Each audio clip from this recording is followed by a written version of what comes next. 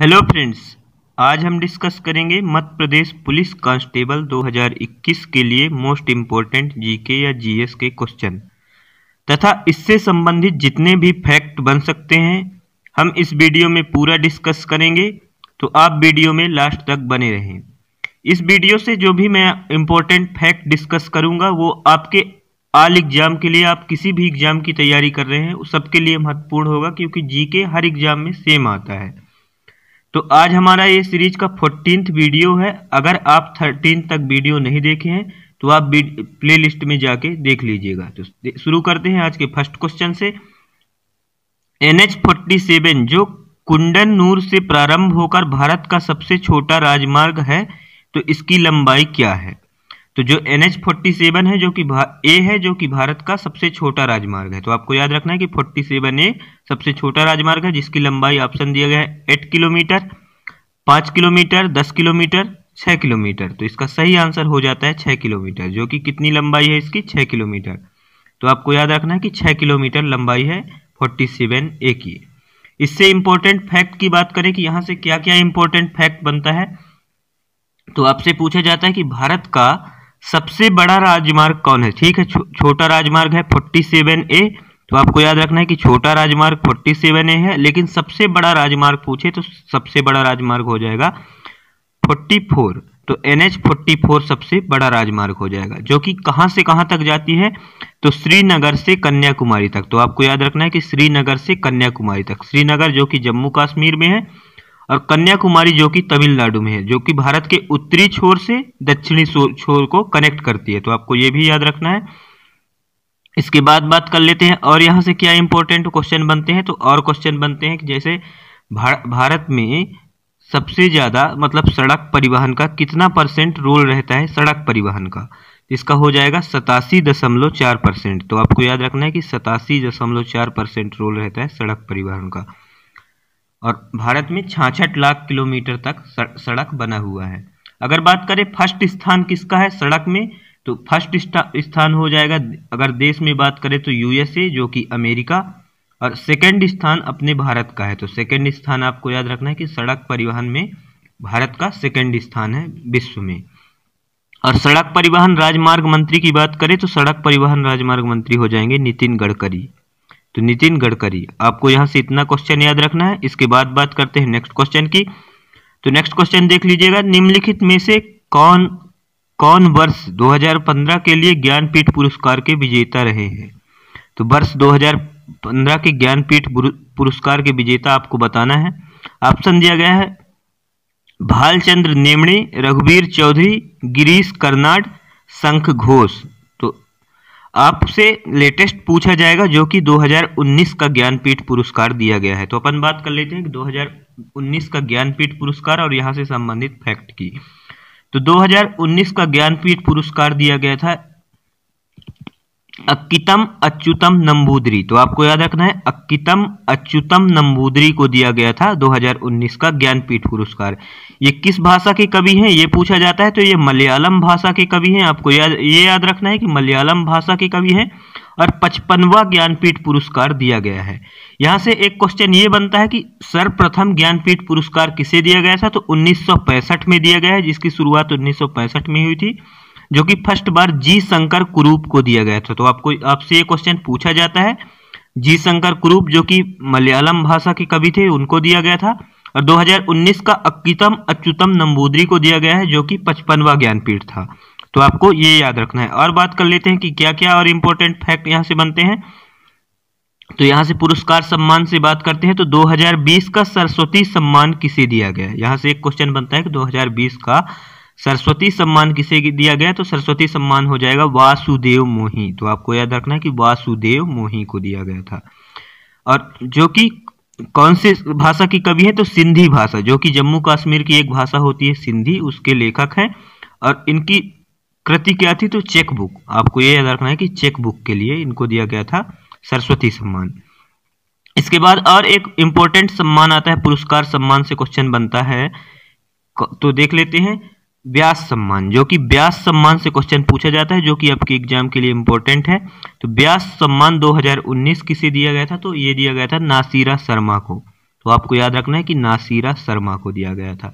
इनकी कृति क्या थी? तो इनकी कागज की नाव, तो आपको याद रखना है कि कागज की नाव। और इसके बारे में बात करें कि ये कौन हो जाएंगे, तो इसका हो जाएगा सही आंसर रघुवीर सिंह, जो कि 2015-16 का है। तो आपको लेटेस्ट जो अभी मैं बताया हूं आप उसको याद रखेंगे।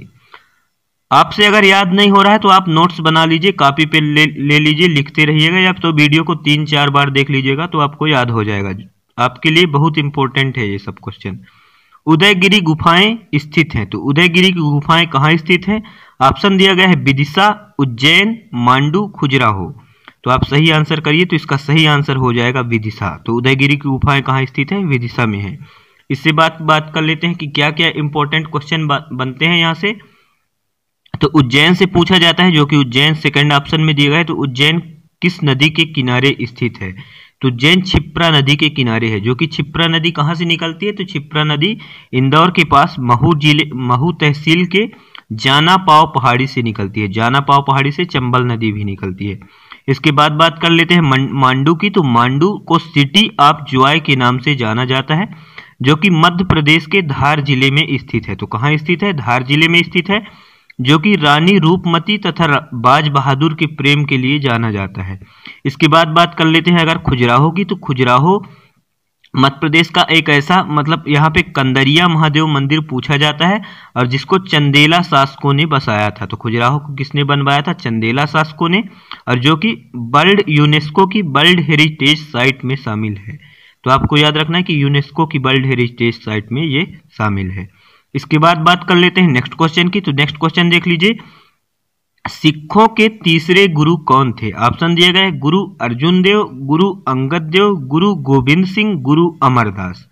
तो सिख गुरु से 5 या 6 बार क्वेश्चन पूछे गए हैं आपके प्रीवियस ईयर एग्जाम में। तो अपन बात कर लेते हैं पूरे ऑल टोटल जितने भी सिख गुरु, 10 सिख गुरु हुए हैं, तो 10 सिख गुरु की अपन बात करते हैं, तो आप ऑप्शन में टिक कर पाएंगे। तो अगर बात करें फर्स्ट सिख गुरु कौन थे, तो फर्स्ट सिख गुरु हो जाएंगे गुरु नानक देव। तो आपको याद रखना है कि गुरु नानक देव हो जाएंगे फर्स्ट सिख गुरु। इनसे क्या क्या क्वेश्चन बनता है? तो 1469 में इनका जन्म हुआ था, और कहाँ जन्म हुआ था? तो तलवंडी में जन्म हुआ था। यहाँ इनसे इतना ही क्वेश्चन आपके एग्जाम में बनता है। सेकंड गुरु की बात करें तो सेकंड गुरु हो जाएंगे गुरु अंगद देव, जो कि गुरु अंगद देव सिखों में लंगर प्रथा का शुभारंभ किया था। तो आपको याद रखना है कि लंगर प्रथा का शुभारंभ इन्होंने किया था, अंगद देव ने। इसके बाद पूछा जाता है कि जो सिखों की लिपि होती है एक तो गुरुमुखी, क्या कहते हैं सिखों की लिपि को? तो गुरुमुखी कहते हैं। तो गुरुमुखी के जन्मदाता माने जाते हैं गुरु अंगद देव। इसके बाद बात कर लेते हैं थर्ड गुरु कौन से इंपॉर्टेंट है। तो थर्ड गुरु आपके लिए हो जाएंगे गुरु अमरदास। तो आपको याद रखना है कि गुरु अमरदास हो जाएंगे थर्ड गुरु। और फोर्थ गुरु की बात करें तो फोर्थ गुरु हो जाएंगे गुरु रामदास। तो आपको याद रखना है कि रामदास हो जाएंगे फोर्थ गुरु। जो कि यहां से क्वेश्चन बनता है कि रामदास किसके समकालिक थे? तो रामदास अकबर के समकालिक थे। तो आपको याद रखना है कि अकबर के समकालीन थे। इसके बाद फिफ्थ गुरु की बात करें तो फिफ्थ गुरु हो जाएंगे अर्जुन देव। तो आपको याद रखना है कि अर्जुन देव हो जाएंगे फिफ्थ गुरु। और सिक्स गुरु की बात करें कि सिक्स गुरु कौन थे? तो सिक्स गुरु हो जाएंगे गुरु हरगोविंद। तो आपको याद रखना है कि गुरु हरगोविंद। अगर बात करें अर्जुन देव से और क्या क्या क्वेश्चन बनता है, तो अर्जुन देव से आपके एग्जाम में और सारे क्वेश्चन बनते हैं। तो देख लेते हैं क्या क्या बनते हैं। तो अर्जुन देव किसके समकालीन थे? तो अर्जुन देव जहांगीर के समकालीन थे, जो कि जहांगीर का पुत्र था एक खुसरो। तो जहांगीर के पुत्र का नाम था खुसरो, जो कि अपने पिता से बगावत किया था, जो जहांगीर से बगावत किया था। और जिनका हेल्प कौन किए थे? गुरु अर्जुन देव किए थे। तो जिसके कारण जो जहांगीर था वो गुरु अर्जुन देव को फांसी दे दिया था, मतलब उनकी हत्या कर दी थी। सिक्स गुरु की बात कर लेते हैं। सिक्स गुरु गुरु हरगोविंद हो जाएंगे। और सेवेंथ गुरु की बात करें तो सेवेंथ गुरु हो जाएंगे गुरु हर राय। तो आपको याद रखना है कि सेवेंथ हो जाएंगे गुरु हर राय।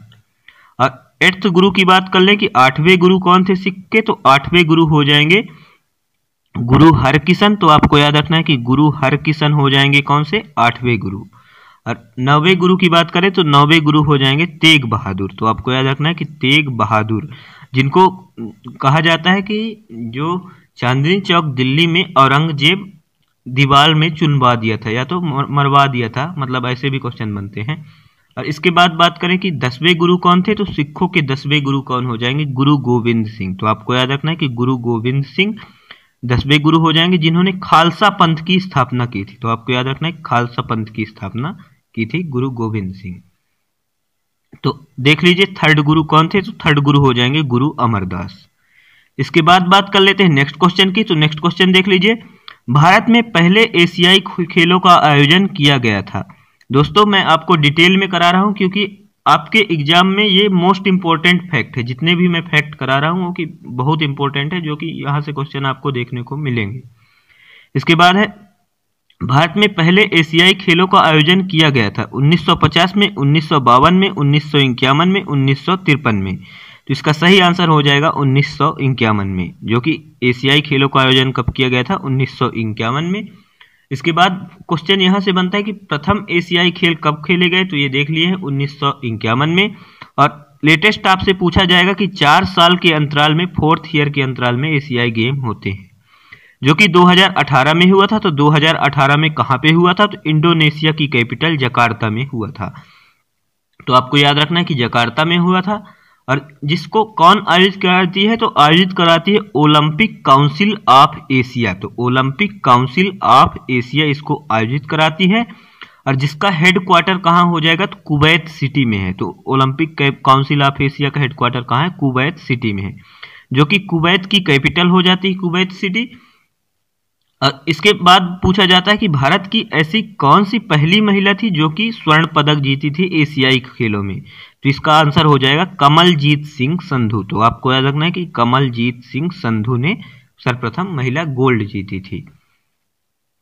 इसके बाद बात कर लेते हैं और एक क्वेश्चन, और यहां से क्वेश्चन बनेगा कि 2022 में एशियाई गेम कहाँ होंगे। तो 2022 में आपको याद रखना है कि हांगझाऊ चाइना में होंगे। तो हांगझाऊ चाइना में आयोजित होगा 2020 का, जिसका मस्कट होगा लियान लियान चेन चेन।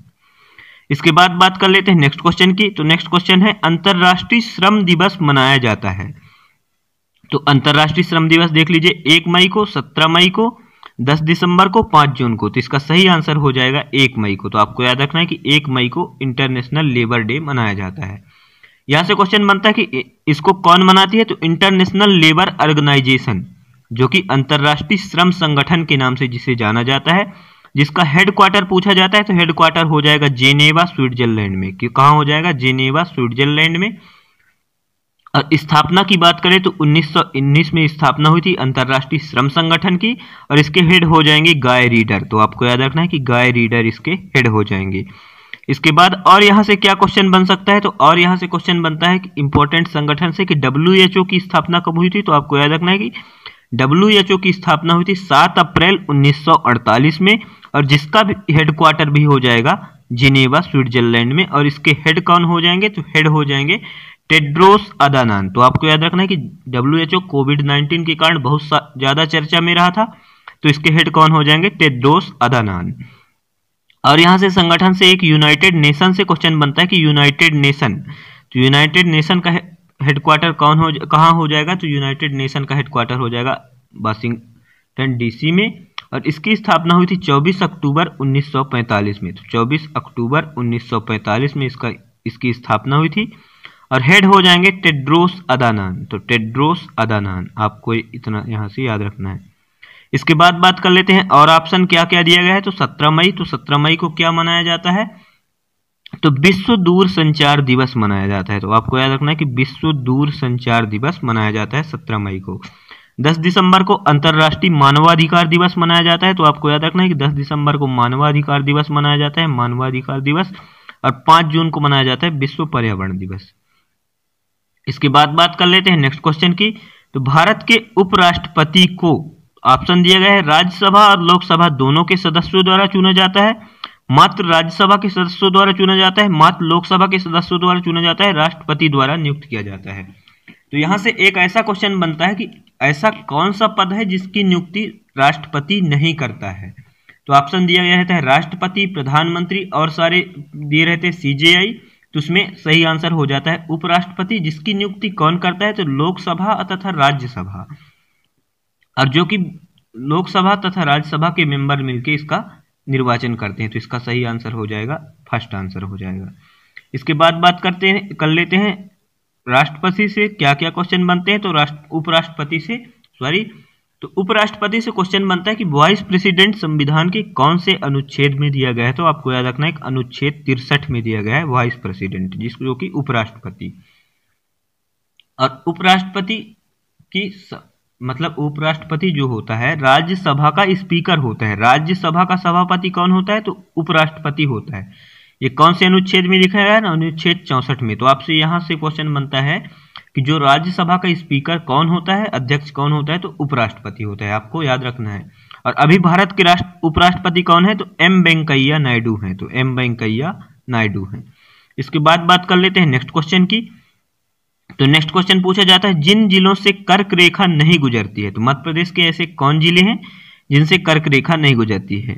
तो शाहपुर और राजगढ़, इंदौर, बालाघाट, भोपाल, जबलपुर, रतलाम, इंदौर।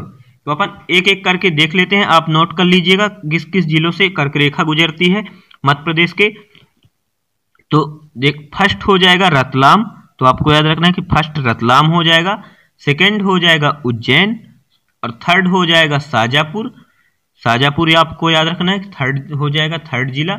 इसके बाद फोर्थ हो जाएगा राजगढ़। तो आपको याद रखना है कि राजगढ़ हो जाएगा फोर्थ जिला। इसके बाद हो जाएगा सिहोरा।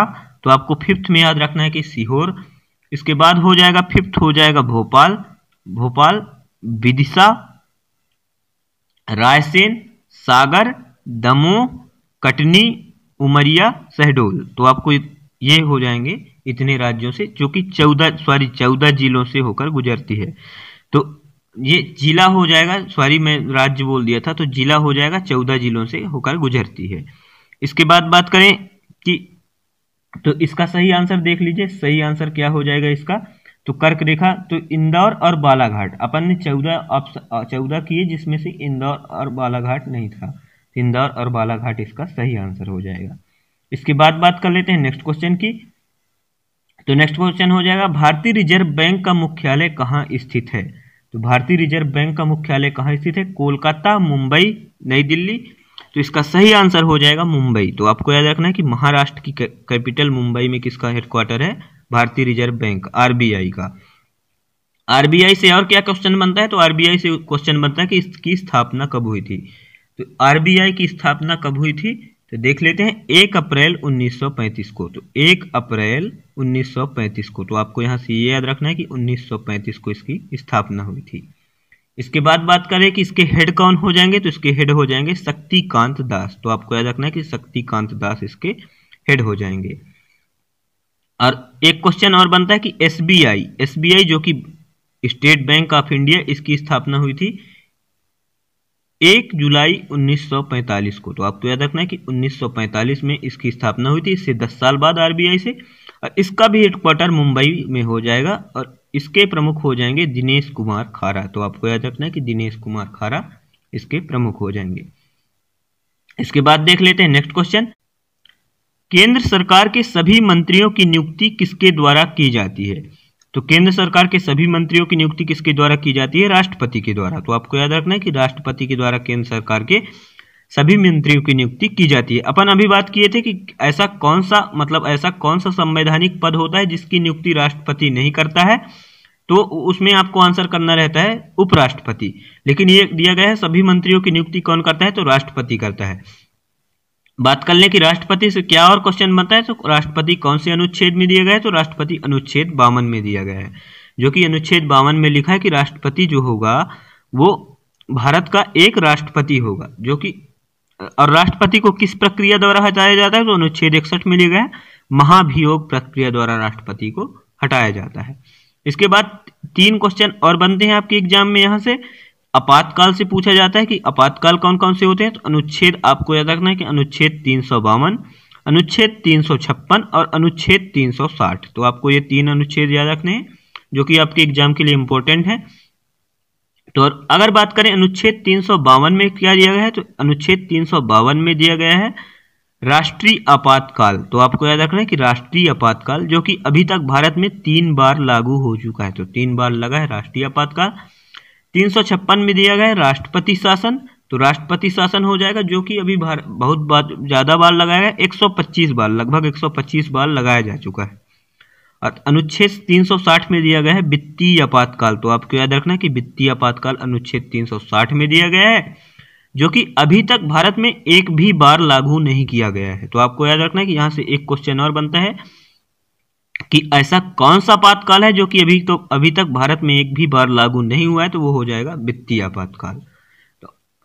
तो देख लीजिए। और तो थैंक यू दोस्तों, अगर आपको वीडियो पसंद आई हो तो लाइक करो, शेयर करो, सब्सक्राइब करो।